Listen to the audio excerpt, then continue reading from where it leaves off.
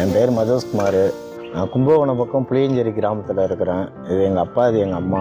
நான் 2 காலும் நடக்க முடியாது சுத்தமாக. எனக்கு ஒரு அண்ணன் ஒருத்தவங்க இருந்தாங்க. அண்ணன் இறந்துட்டாங்க. நான் சொந்தமாக ஆட்டோ ஓட்டிக்கிட்டு இருந்தேன். ஆட்டோ ஓட்டுற வேலை ஒன்று தான் தெரியும், வேறு எந்த வேலையும் தெரியாது. அப்பா உடம்பு ரொம்ப முடியாமல் இருந்ததுனால ஆட்டோவை விற்றுட்டேன். ஆட்டோ விற்றுட்டு வருமானத்துக்கு ஒன்றும் வழி இல்லாமல் இருக்கிறப்ப லயன்ஸ் கிளப்பில் ராஜான்னு ஒரு ஃப்ரெண்டு ஒருத்தவர் நமக்கு தெரிஞ்சவர். அவர் தஞ்சாவூரில் மதர் தெரேசா ஃபவுண்டேஷன் இருக்குது, அங்கே போய் ஹெல்ப் கேட்டுப்பார், எதனா செய்வாங்க தொழிலுக்கு அப்படின்னாங்க.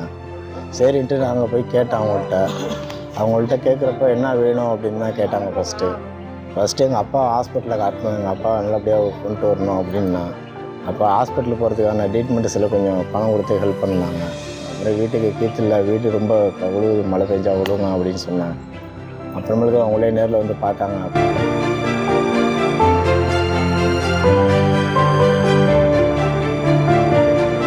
உடனே வீட்டுக்கு கம்ப்ளீட்டாக கீற்று போட்டு கொடுத்தாங்க.